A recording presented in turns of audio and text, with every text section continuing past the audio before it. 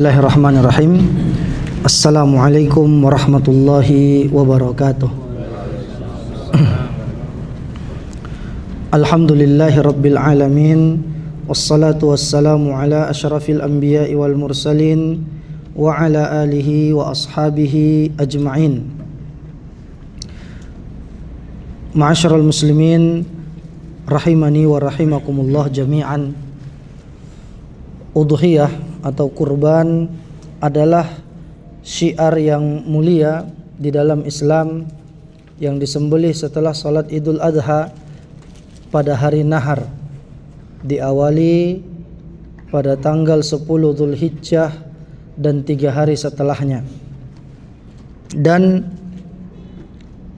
ini dilakukan taqarruban ilallahi ta'ala, sebagai bentuk pendekatan diri kepada Allah, makalah dikatakan kurban.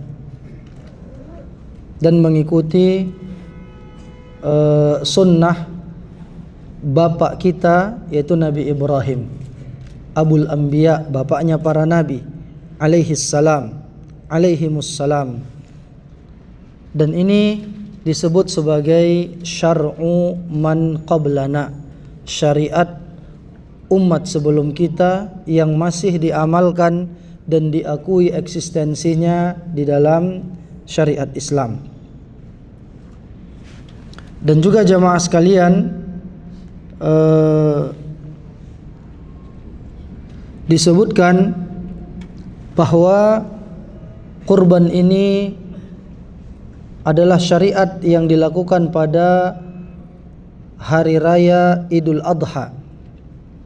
Allah sebutkan di dalam Al-Quran, fasalli li rabbika wanhar, maka dirikanlah salat karena Rabbmu, wanhar, dan menyembelihlah, berkurbanlah. Para ulama tafsir menjelaskan bahwa lafaz wanhar dalam ayat ini adalah perintah untuk berkurban.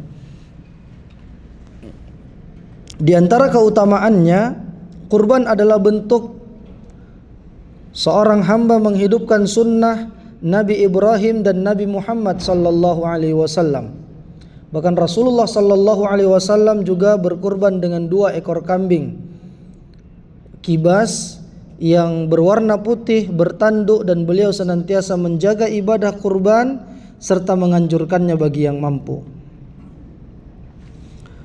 Dan juga kurban sebagai sarana menebar kebahagiaan kepada keluarga, kepada orang-orang dan kaum fakir miskin pada hari raya.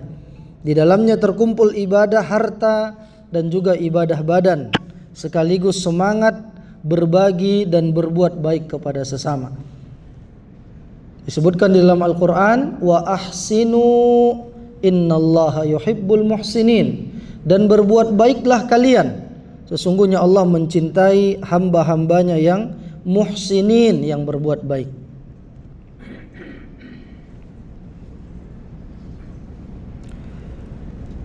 Disebutkan di dalam surah Ali Imran ayat 92, la tanalul birra hatta tunfiqu ma tuhibbun, hatta tunfiqu mimma tuhibbun.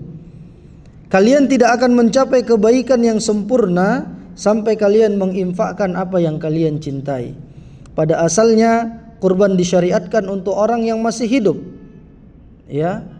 Jadi orang yang masih hidup itulah yang berkurban. Namun apabila ada yang berkurban atas nama orang yang meninggal dan itu berdasarkan nazar atau wasiat dari orang tersebut, maka itu dibolehkan. Tapi menyengaja kurban atas nama mayit, maka itu adalah perkara yang menyelisihi sunnah Rasulullah sallallahu alaihi wasallam. Ya, terkecuali itu berdasarkan nazar dari si fulan yang sudah mengumpul uangnya untuk berkurban tahun ini, qadarullah dia meninggal. Ya, maka kalau ada yang tersisa dari warisannya untuk membeli kurban, tunaikanlah nazarnya tersebut. Nah, kemudian disebutkan juga di sini tentang keutamaan hari Arafah, bahwa hari Arafah adalah hari ke-9 pada bulan Dzulhijjah dan termasuk hari yang paling agung di sisi Allah, Rasulullah sallallahu alaihi wasallam bersabda, al-hajju Arafah. Haji itu adalah Arafah. Hadis riwayat At-Tirmidzi dan An-Nasa'i. Barang siapa yang tidak mendapatkan wukuf di Arafah, maka ia kehilangan inti ibadah hajinya. Hari Arafah adalah hari yang disaksikan oleh para malaikat, dan pada hari itu turun rahmat Allah Jalla wa'ala. Dan hari Arafah merupakan hari yang disebut dengan itqun minan nar, pembebasan dari api neraka. Di dalam sebuah hadis disebutkan, ma min yaumin aktsara min an yu'tiqallahu fihi 'abdan minan nari min yaumi Arafah. Tidak ada hari di mana Allah lebih banyak membebaskan hamba dari neraka daripada hari Arafah. Wa innahu la yadnu thumma yubahi bihim al malaikatu fayaqul ma arada haula. Sesungguhnya Allah mendekat lalu membanggakan mereka di hadapan para malaikat. Lalu Allah mengatakan apa yang diinginkan oleh mereka. Hadis riwayat Muslim. Maksudnya Allah akan mengabulkan permintaan-permintaan orang-orang yang berdoa selama dia tidak melakukan penghalang-penghalang doa tersebut. Hadis ini menunjukkan luasnya ampunan Allah pada hari Arafah dan banyaknya hamba yang dibebaskan dari neraka pada hari tersebut. Dan di antara keutamaannya yang besar, hari Arafah adalah waktu mustajab untuk berdoa. Disebutkan dalam hadis riwayat Al-Imam At-Tirmidzi dengan sanad yang sahih, khairud du'ai du'a'u yaumi Arafah. Sebaik-baik doa adalah doa pada hari Arafah. Dan sebaik-baik ucapan yang aku dan para nabi sebelumku ucapkan adalah la ilaha illallah wahdahu la syarikalah lahul mulku wa lahul hamdu wa huwa ala kulli syai'in qadir. Jadi perbanyak mengucapkan doa ini. Dan di buku ini panduan manasik haji dan umrah juga sudah ada tertera untuk membaca doa-doa yang ada di buku tersebut. Antum bisa tambahkan juga dengan doa-doa yang lain. Ya, seperti itu. Dan pada hari itu kaum muslimin di seluruh penjuru dunia memanjatkan doa dan harapan kepada Allah. Dan Allah maha dekat lagi maha mengabulkan. Dan juga jamaah sekalian, puasa Arafah bagi yang tidak berhaji memiliki pahala yang sangat besar, menghapuskan dosa selama 2 tahun, setahun yang lalu dan setahun yang akan datang, yakni saghairudz dzunub, dosa-dosa kecil, selama dia tidak melakukan dosa besar. Hadis riwayat Al-Imam Muslim. Dan ini adalah fadilah yang sangat besar bagi kaum muslimin yang tidak melaksanakan haji pada tahun ini, karena puasa pada satu hari dapat menjadi sebab dihapuskan dosa-dosa yang dia lakukan selama 2 tahun. Karena apa? Karena umat Islam umurnya tidak sepanjang umat-umat sebelum Nabi Muhammad. Lihat umur umat-umat dari Nabi Nuh misalnya, di atas 100 tahun rata-rata. Nabi Nuh berdakwah 950 tahun. Jadi umur mereka panjang. Sementara umat Nabi Muhammad, beliau katakan a'maru ummati ma baina sittina was sab'in. Umur umatku antara 60 sampai 70 tahun. Wa qalilum minhum man yajuzu dzalik. Sedikit yang lewat dari itu. Maka kita diberikan keutamaan pada hari Arafah, 10 awal Dzulhijjah, 10 awal Muharram, 10 awakhir Ramadan, khususnya Lailatul Qadar khairum min alfi syahr. Ini untuk kita bisa mengimbangi atau termotivasi dalam memperbanyak bekal menuju Allah Subhanahu wa taala. Dan juga kata Al-Imam Ibnu Hajar, kenapa dikatakan 10 awal Dzulhijjah ini afdalu ayyamid dunya, hari yang paling afdal dalam perputaran di dunia ini, dalam perputaran 1 tahun, lijtima'i ummahati al-ibadati fihi wala yata'atta dzalika fi ghairihi, kata beliau. Limakan ijtima'i ummahati al-ibadati fihi. Karena apa? Karena berkumpulnya induk-induk ibadah pada 10 awal Dzulhijjah ini. Yang itu tidak akan mungkin terjadi pada bulan-bulan yang lain. Puasa, ya, puasa Arafah, puasa sunnah 9 hari berturut-turut. Salat Id tidak akan mungkin kita kerjakan di bulan lain, bulan Dzulqa'dah.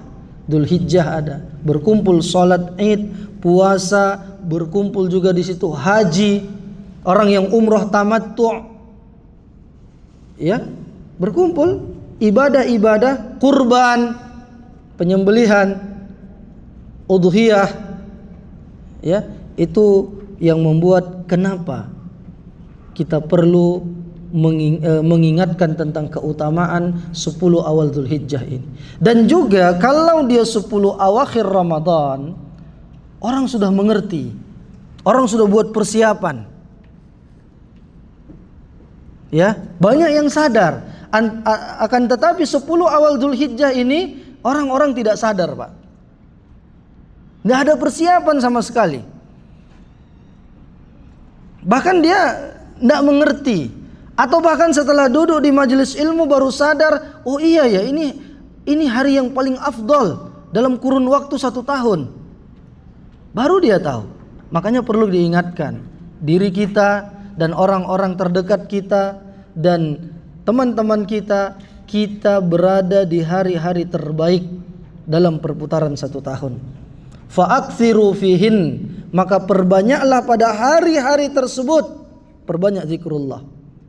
Subhanallah, walhamdulillah, wala ilaha illallah, wallahu akbar. Perbanyak tilawatul Quran. Antum belum terlambat. Kita baru 5 hari nih, masih ada 5 hari lagi. Perbanyak tilawah. Yang biasanya target 1 hari 1 juz, tambah jadi 2 juz. Perbanyak salat duha, perbanyak salat tahajud, salat 5 waktu berjamaah di masjid, kerjakan salat-salat rawatib. Karena amal ibadah yang kita lakukan di 10 awal Dzulhijjah ini berlipat ganda pahalanya di sisi Allah Subhanahu wa taala. Yang mau berkurban dari sekarang, beli. Berarti kalau dia niat kurbannya dari sekarang, berarti dari sekarang dia nggak boleh potong kuku, potong rambut, sampai nanti hewan kurbannya disembelih. Ya, mungkin gajiannya baru hari ini atau baru lusa, ya, baru sekarang telepon keluarga, kita mau kurban aja. Berarti mulai dari sekarang dia tidak boleh potong kuku, potong rambut. Itu ya, jamaah sekalian, rahimani wa rahimakumullah. Intinya kita berusaha untuk memaksimalkan waktu kita untuk memperbanyak bekal menuju Allah Subhanahu wa taala. Wa tazawwadu fa inna khairaz zadit taqwa. Dan berbekallah kalian karena sebaik-baik bekal adalah ketakwaan. Tadi Syekh Profesor Dr.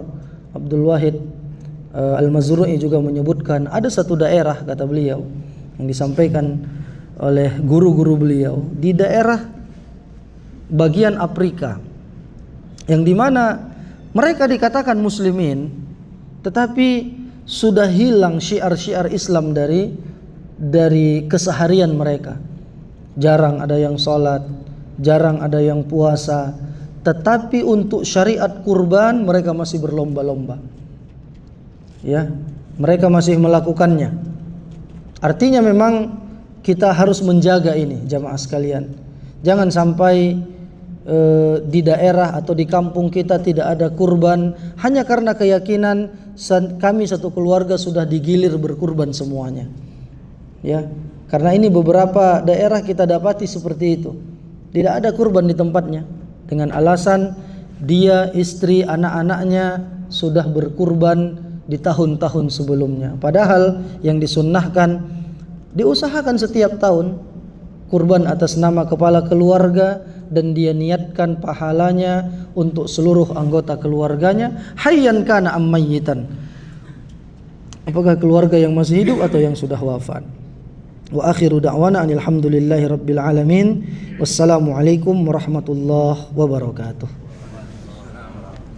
Ya, kalau ada pertanyaan silahkan.